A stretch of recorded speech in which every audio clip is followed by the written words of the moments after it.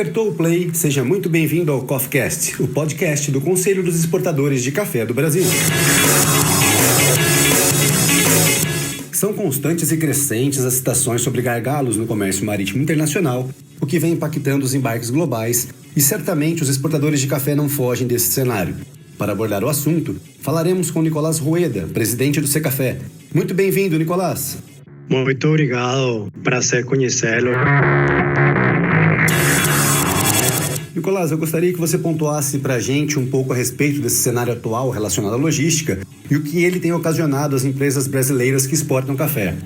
A logística internacional que tem criado gargalos que nós, como exportadores, e não só café, todo exportador que precisa exportar em container está tendo desafios históricos que nós nunca tínhamos vivenciado. É monumental o tamanho do desafio, porque além de você não chegar na hora certa, no tempo certo, depois de um esforço titânico, monumental, você não consegue gerar a caixa com que você planejou. Um embarque tardio, um embarque que você não materializa, menos receita cambial, e por quanto não sou um gargalo de natureza logística, mas também financeira propriamente falando. Tem sido um grande desafio. Certo. E, Nicolás, é possível a gente identificar quando esse cenário teve início e qual foi ou quais foram os seus causadores? Esse negócio, a gente poderia pensar que parcialmente tem sido contingencial pela pandemia. A pandemia começa, a pandemia gera incerteza ao mundo. Nós aqui em Brasil, a partir de fevereiro do ano passado, a gente começou a se pensar, bom, e agora o que vai acontecer? O consumo de café mundialmente ele vai descer? Ele vai ser afetado? Qual vai ser o impacto para o nosso negócio, além, logicamente, das perguntas primordiais que você se faz, não? Sobre a vida, a saúde das pessoas. Mas, muito sorpresivamente, o primeiro impacto que teve a pandemia na demanda mundial do café foi muito contrário ao que todos nós acreditamos que poderia ser. Aquele torrador, aquele consumidor em destino, ele correu atrás ao supermercado. Agora são memórias um pouco distantes, mas a gente tem que lembrar na nossa própria psicologia. Começou a pandemia e nós observávamos os supermercados lotados de pessoas se abastecendo dos produtos básicos, não? Por enquanto a incerteza chega. Isso trouxe para todos nós um estresse monumental, porque o que não estava planejado para ser embarcado com tanta velocidade tinha que ser embarcado amanhã é tarde. E isso trouxe impactos ao setor, né? O primeiro impacto foi uma aceleração nos pedidos de café para o exterior. Portanto, os nossos clientes torradores no exterior teriam que reemplazar os seus estoques. Esse foi o primeiro impacto. Logicamente, como nós vivenciamos aqui também no Brasil, esse primeiro impacto foi pouco duradouro. Não? Quando nós aprendemos a viver um pouco com a pandemia, nós entregamos clarissimamente, ou chegamos a entender que não era assim para essa loucura do sobreabastecimento, e o mercado, o comércio voltou à normalidade. Agora, passa um ano, pandemia, e começam as boas notícias, não?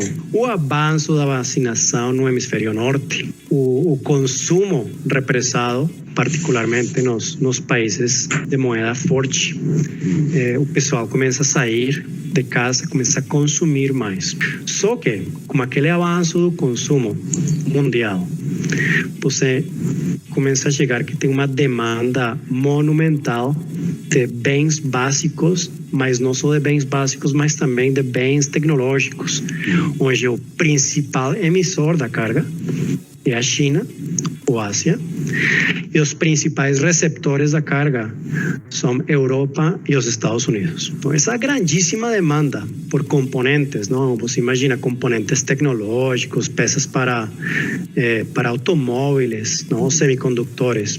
São peças que têm muito mais valor. Um container de 20 pés de peças tecnológicas é muito mais valorizado que um container de café. Logicamente, uma carga muito mais interessante. E, Nicolás, a maior atratividade desses produtos que vem causando o desbalanço no comércio marítimo mundial? O negócio mundial da logística, e particularmente de fretes marítimos e containers, ele é um mercado livre, oferta e demanda. Tem demanda represada e a originação daquela demanda é a Ásia. Qual é a consequência?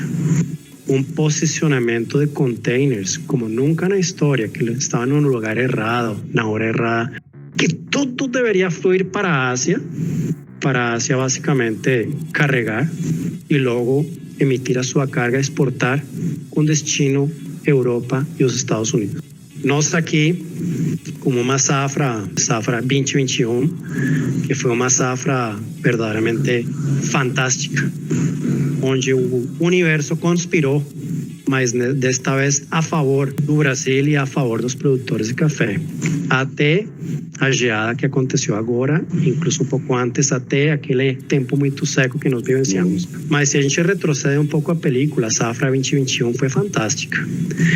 E comecei a recapturar do consumo mundial, demanda represada e container paralisado lá entre Ásia e os Estados Unidos e Europa. Nós, exportadores brasileiros que tínhamos compromissos que ainda continuam sendo muito fortes de exportação, começamos a vivenciar que o container não era tão fácil de conseguir como sempre. Que os bookings, que é um booking? Um booking é basicamente equivalente a uma reserva de um ticket aéreo. Faz sua reserva, assim como a gente faz uma reserva do navio, do espaço no navio e o container. Esse é o booking. Normalmente, você, como uma solicitação para uma empresa de navegação via online, você faz a sua solicitação, o seu booking, e o booking é normalmente confirmado nos próximos 10, 15 minutos. Já mais ou menos em fevereiro deste ano, nós exportadores começamos a perceber que os bookings se demoravam a ser confirmados. Você tentava uma vez como armador, outra vez como outro armador. Nossa, o que acontece aqui? Historicamente, era máximo 1, 2 bookings, 2 tentativas por compromisso de embarque. Mas nas nossas casas exportadoras, dos nossos associados começaram a nos falar: olha, o negócio está complicado. O que normalmente era um exercício de uma tentativa, virou 3, 4 e 5. E não só isso.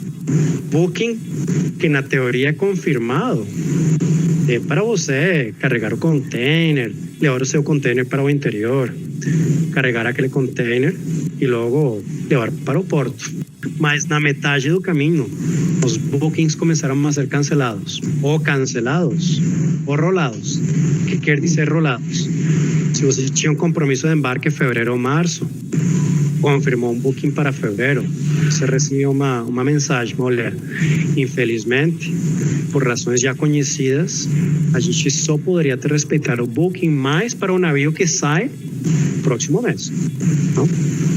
Então aí a gente começou a vivenciar problema na confirmação dos bookings, problema com a rolagem da carga, e 3, problema na disponibilidade dos containers. Olha, é o booking, mas o booking é porque não tem navio suficiente, que a frequência marítima não é o que deveria ser, mas também container, porque se tem aquela grandíssima demanda de container lá na China, o container que vem para cá não necessariamente é satisfatório para demanda para aqui no Brasil.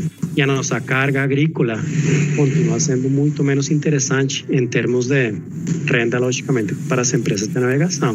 Muito mais interessante aquela carga dos componentes tecnológicos, que é a carga nossa, que é uma carga que, além de não ser tanto interessante para a empresa de navegação, é uma carga pesada. Não? Um container de peças de semicondutores pesa muito menos que um container de café. Esse é um cenário realmente preocupante ao segmento, né? Nicolás, para encerrarmos, diante do que você expôs sobre os gargalos logísticos no comércio marítimo global, a gente pode dizer que esse é um dos, se não o momento mais crítico da história para os exportadores? Então, problema com bookings, problema com com rolagem dos próprios bookings cancelados e falta de disponibilidade de container. Nós não temos vivenciado uma época tanto complexa naquele processo final, de terminar o nosso compromisso de exportação e logística, como estes últimos 2 ou 3 meses. Muito complexo. Nicolás, muito obrigado pelas explicações que trouxe a nossos ouvintes. Um forte abraço. Muito obrigado. Vamos continuar curtindo uma excelente taça de café brasileiro. É isso. Eu sou o Paulo André Kawasaki e esse foi Nicolás Rueda, presidente do Secafé, nosso primeiro entrevistado do CoffeeCast. Forte abraço a todos e fiquem bem.